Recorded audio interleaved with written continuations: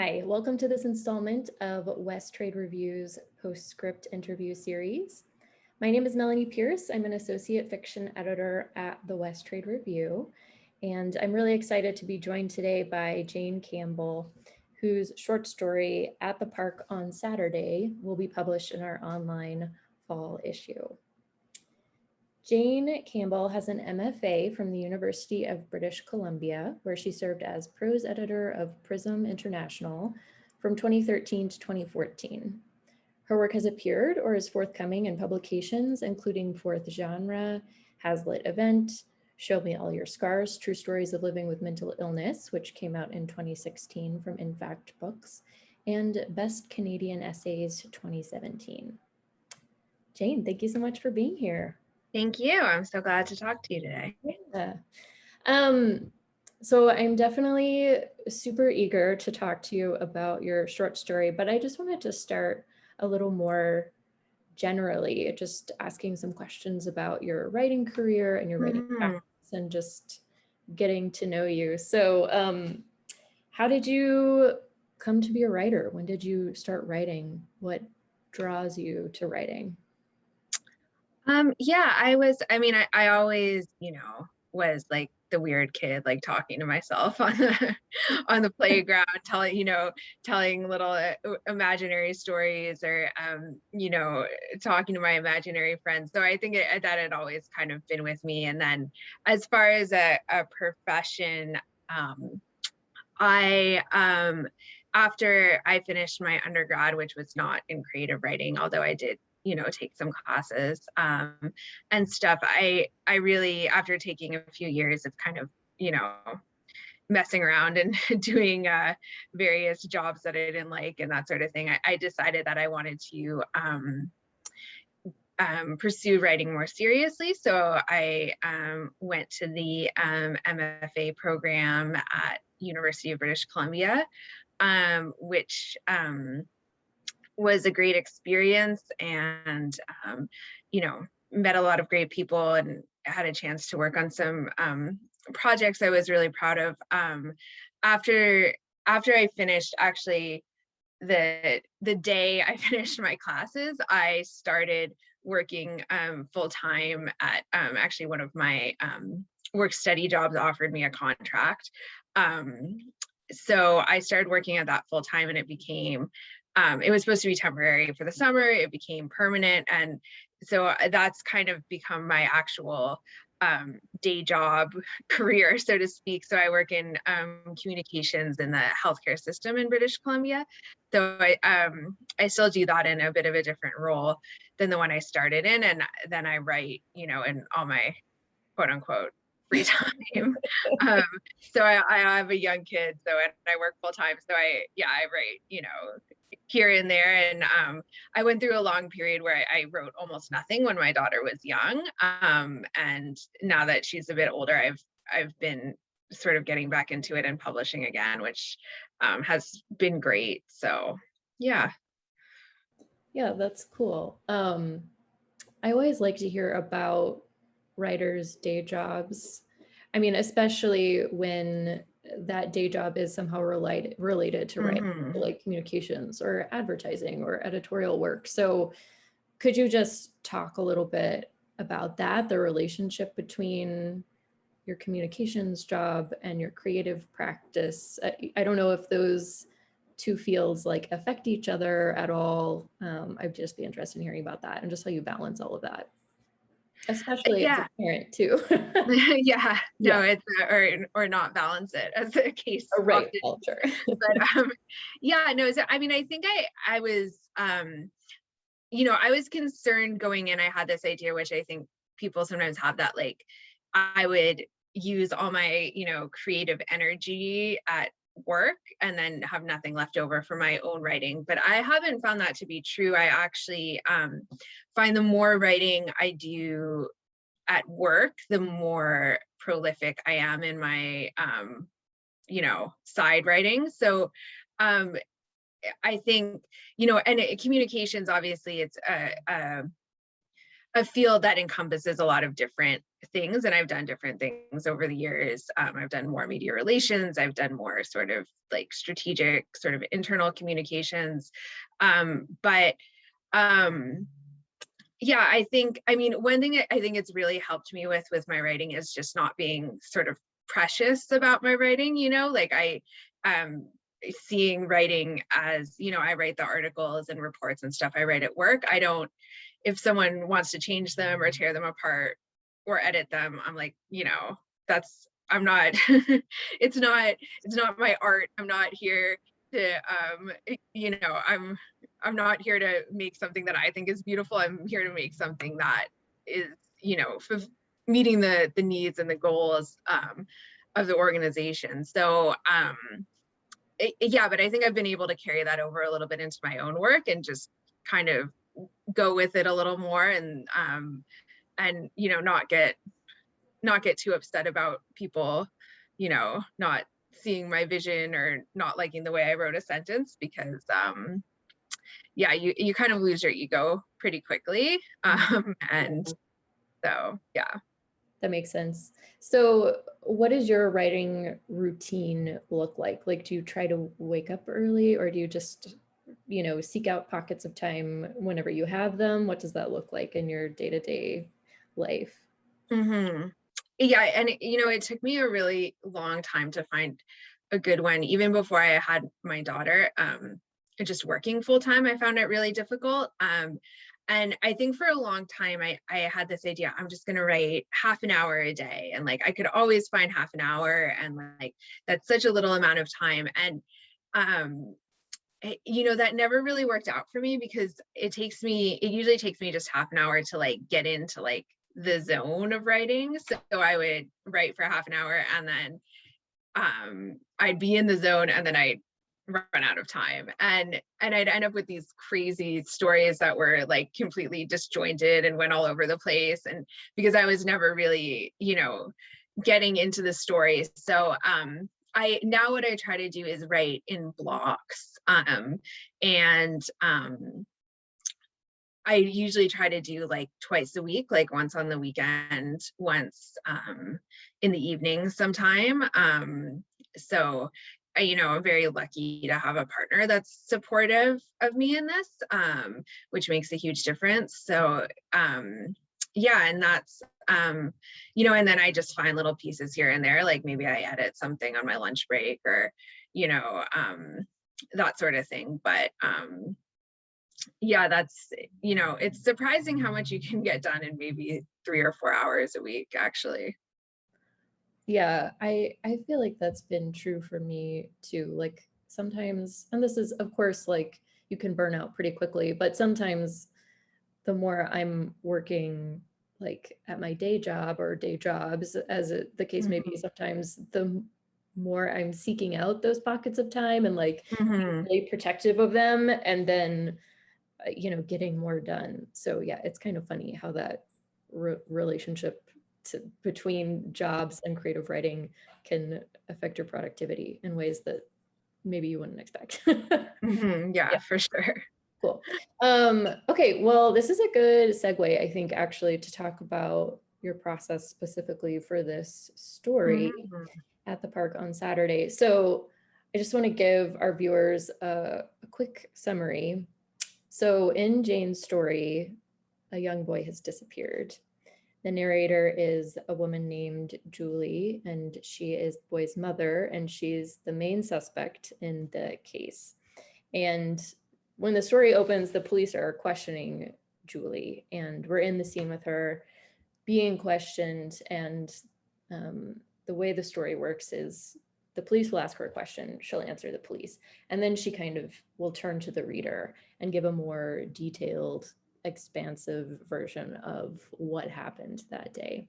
And what really excited me about this story, besides the voice and Julie's character, who I found really interesting, is the story is dealing with a potential crime and digging into the details of this crime. But as the story progresses, it becomes increasingly more eerie, and the ending even has an element almost of like magical realism to it, which I thought was just great. I mean, I loved this story as soon as I read it, and I'm really happy that we're publishing it. So I want to hear about how you wrote this story, and I am so curious. So I want like a play-by-play of your process. So to start, I want to know what the seed of the story was. If it was Julie's character, or if there were things about parenthood that you wanted to say or wanted to explore, or if it was an image. You have some really great images in this story as well.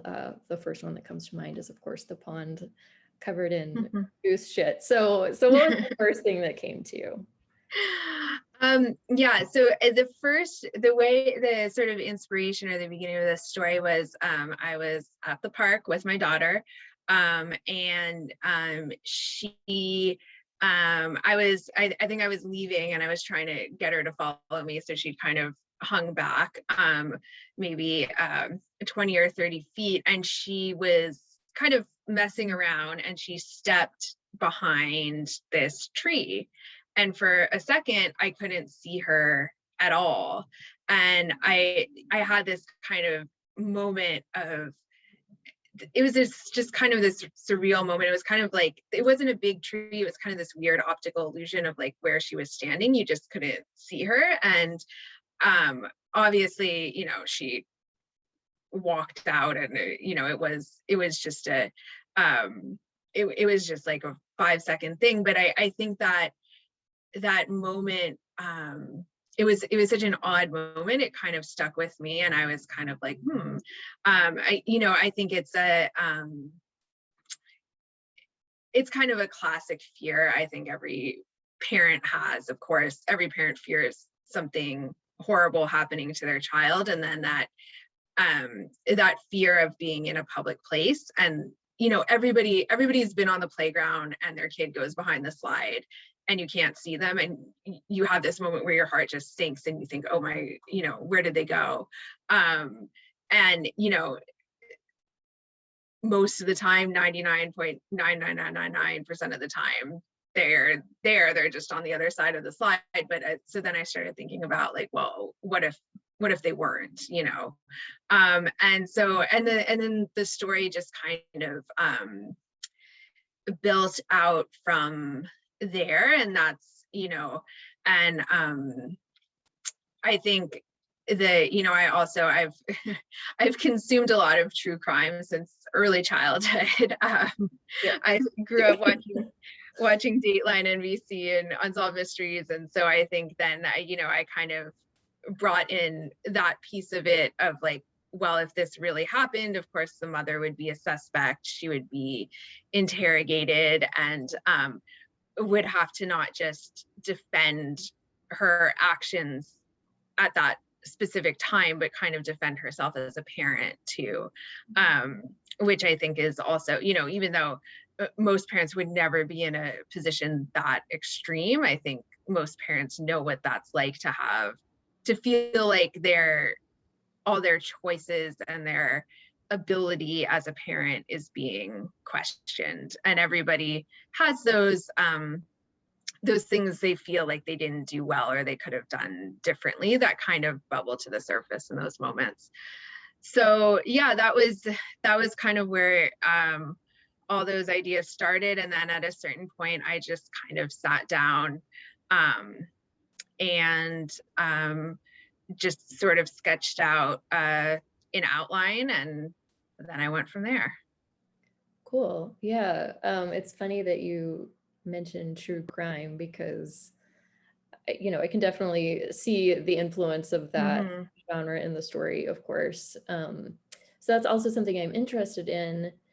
Were you thinking about, it sounds like you were thinking about true crime a bit. Were you thinking about crime fiction? Were you thinking about magical realism or other genre conventions as you were writing the story? Or did those things kind of come into the story organically as you were working? I don't think I have enough mental space to ever really think about genre conventions or what I'm trying to what tradition I'm trying to be in or who I'm responding to. I just Right, kind of right. like, at this point in my life, I kind of just have the ideas I have and then I write them down and see how it goes. So, I mean, yeah, I do, I definitely, but I think it was all that stuff was kind of bubbling around in there. Like I consume a lot of true crime. I consume, a fair amount. I read a fair amount of crime fiction and horror and magical realism. And so, yeah, I was bringing all those things in, but not in a super conscious way. Yeah, yeah. No, that's so cool. So what crime fiction and like magical realism do you like to read? Because I love to read that stuff too. Yeah. So I think, I mean, I think I'm trying to think of my favorites. Yeah, Dan, sorry. yeah, no worries. I've been Dan Sean, who's he writes kind of dark fiction and horror. His last name is spelled Choan, I think. It's kind of it's pronounced Sean according to his Twitter though. But so he wrote a book that I probably read it maybe after this story, but I do. He has kind of inspired me in the way his most recent novel, which is called Ill Will, which is great, and I super recommend it for anyone who is a fan of horror or supernatural literary fiction. But one of the main plot points is based around a few different cases that are very common in true crime, stories, the satanic panic, sort of recovered memory phenomenon, and the happy face killer conspiracy theory, I guess you would call it. So yeah, he's been an influence on me. Kelly Link, um, Jeff Vandermeer, who's maybe more science fiction, but I think definitely the sort of the way he brings in the kind of like surreal elements, the elements of nature being kind of, potentially threatening to people. So yeah. Cool. Yeah, those are some good names. Yeah, I haven't heard of Dan Sean, but I'll definitely have to check him out. So I also just wanted to ask you about the structure of this story, because that's something that the editors loved, like across the board. Everyone was kind of into the structure where you ground us in the police questioning scene, but then you keep turning to the reader and, the narrator tells us what really happened, a more like emotionally truthful version of the day's events. So when did that structure come to you? You said you outlined this story pretty early on in your process. So was it clear to you from the beginning? Yeah, I think the structure was always there, like that. And I do tend to really love parallel structures, and I use them in both my fiction and nonfiction a lot, because I think they open up a lot of fun possibilities to play around with. And I think in this one, it just felt really natural too, because you have this sort of police interrogation. So there's the tension between what she's telling the police happened and what really happened. So that creates a sort of narrative tension of, wanting to know what the actual story is. And then there's also, I think the added theme is that is not just the difference between what actually happened in the story she's telling the police in terms of like the disappearance itself, but also in terms of the way she presents herself as a parent and presents her life as a parent, and the actual reality of it, which I think once I started, I don't know if I thought about that necessarily at the beginning, but once I started writing, I had a lot of fun with it, because I think that every parent has that experience of probably multiple times a week of making it look to the outside world like everything is great and happy and nice pictures on Instagram, and then the reality is like tantrums and missed nap time, and the house is a mess. So I think that yeah, I found it worked well for that. So I think that once this when I story, I have to say, once I started writing it, it was pretty easy. It just kind of fell into place. I didn't have to go back a lot and kind of reconfigure things. So Cool. So I also wanted to ask you what your revision process is like, which might be interesting to hear about if it came out kind of organically to you. So if you want to talk about how you revise this story specifically, but also just kind of how you go about revision in general, that's something I'm always interested in hearing about. yeah, so I found, it was actually something I kind of struggled with or was self-conscious about for a long time, is that I mean, there's been some exceptions, but I tend not to do huge revisions of my stories once they're finished. Like, I obviously do revise them and fine tune them, but I don't, you know, I feel like I was often told in my MFA, oh, you just write this like super rough draft and it's like a total piece of crap. And then like you go and like, rebuild it and do like 30 different drafts. And for me, that's not how I've usually worked. Like, usually the first draft and the final draft are not super far apart. But I think the reason it's like that for me is because I do tend to sort of revise as I'm going. And, if I'm writing and I don't feel like the structure, I outline everything I write now, which I think is also necessary for me as someone who works with limited time. I really need a roadmap to keep myself on track. So yeah, if I feel like something isn't working, I might, revise the outline for the story or plan it in a different way. If I'm really feeling sort of bored and bogged down by a story, often I'll just stop writing it, or just completely just start over from the beginning, maybe from a different point of view, or from a different place in the story. So yeah, that tends to be more, I guess I tend to revise more sort of as I go. And then when I do get to the end, it's usually pretty close to how I want it. And then the changes tend to be more minor. Okay, so I have one more question Mm-hmm. on that. So how do you know, you're working on a story, how do you know if you need to set it aside, like you're getting bogged down or bored or whatever it is? How do you know if you need to set it aside, like put it in a drawer, maybe to live there forever, or you just need to take a break and come back to it later? Do you have some sort of like internal sense, or do you just kind of know? Yeah, it's just, I think for me, it's just when I think about, when I'm thinking about the story, when I'm not working on it, how do I feel about it? And if I just kind of hate it and dread going back to it, then I know that maybe something just fundamentally isn't working with it. And yeah, I mean, I think it's one sort of advantage of having very little time to work on my writing, is that if, I I don't have too much patience for stuff that I'm not happy with. So if it's becoming a slog for me, then I just kind of cut my losses. And yeah, either sometimes I'll start the story completely over, or sometimes I'll just abandon it for a while and maybe come back to it later. Yeah, it's just kind of a feeling of dread when I think about this story.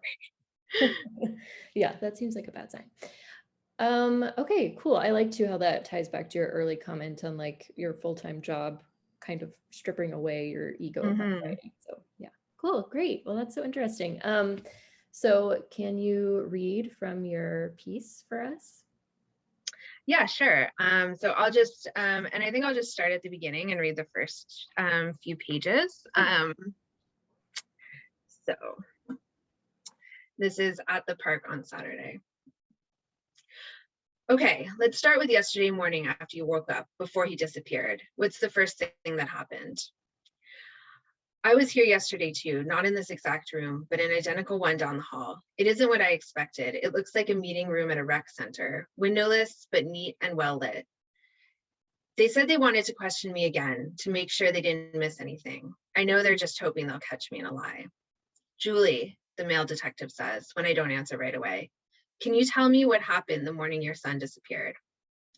It was a normal Saturday, I said. Reed got up around 6:30 like usual. I made him breakfast and let him watch some cartoons.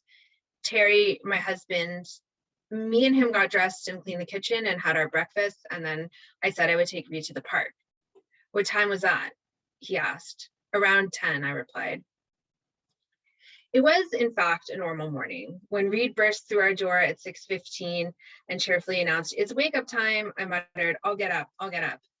It was my husband's turn to sleep in. I still resented him for staying in bed, and I made more noise in the kitchen than I needed to, slamming cupboard doors and shoving the dishwasher doors in hard. I shoved a bowl of Panda Puffs in front of Reed, turned on Paw Patrol, and lay down on the couch. He ate, and once he was done, climbed to the top of our cat tower so he could be eye to eye with the TV.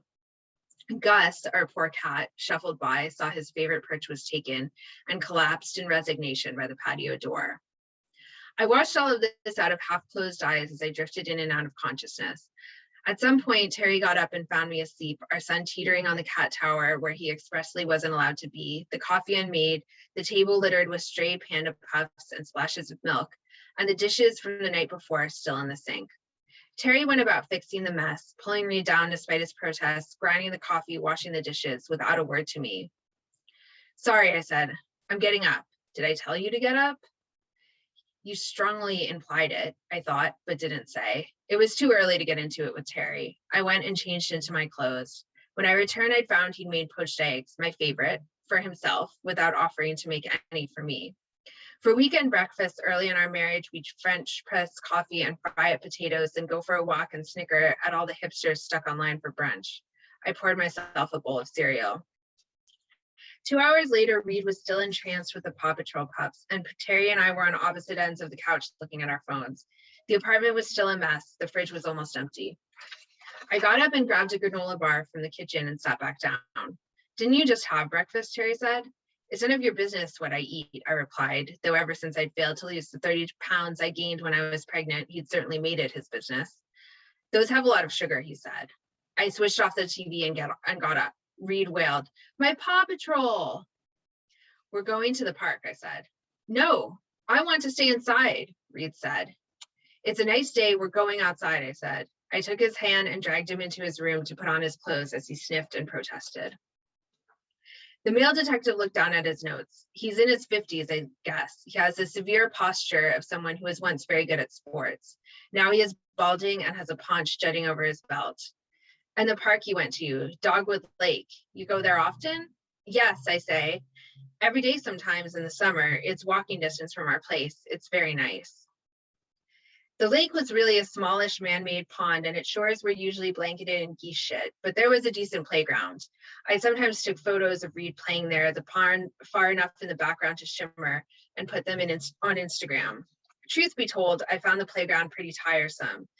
At 3 years old, Reed wanted a playmate, and since he was an only child because we were too broke and mired in marital problems to have another, that responsibility fell to me. I had no enthusiasm, though. I'd spend 5 minutes chasing him around and eating ice cream by the swings, and then I'd tell him I needed a break and sit on the bench with my phone while he slunk off disappointed. When we got to the park that morning, Reed asked to go on the swings. I took him straight over and pushed him for a little while till he boosted himself off and said he was going to play on the slide. He didn't ask me to join him. As he's gotten older, he plays by himself more. I could have disappeared into my phone, but for whatever reason, I didn't. I watched him take careful steps up the ladder, give a brief nervous glance over the guardrail at the top, then fly down fast enough for the wind to blow back his hair. He was very serious that morning. He didn't laugh or randomly tell me that I looked like dog poop. I wondered if he was picking up on the tension between Terry and me. He'd seemed wonderfully oblivious for so long, but I knew that couldn't last forever. I had a sense I couldn't shake off that something was off. And at first I thought it was Reed's strange mood, but then it hit me. We were alone in the park. From where I sat by the playground, I couldn't see a single other person, and now that I thought about it, we hadn't seen anyone else since we arrived. That seemed impossible for a sunny Saturday in the spring. For a moment, I panicked and thought perhaps I'd mixed up the days. Was it still Friday? But no, everyone was saying have a nice weekend at the office the day before. I supposed more people would show up soon. I'll stop there. That was great. Yeah. Okay. Thank you so much for reading, and thank you so much for being here. Thanks to everyone for joining us. And just a reminder that West Trade Review is on all of the social medias. So you can follow us on Instagram, Twitter, and Facebook. And of course, you can like this video and subscribe to our YouTube channel. So thank you again, Jane. This has been great. And Thank you so much. yeah, bye. Bye.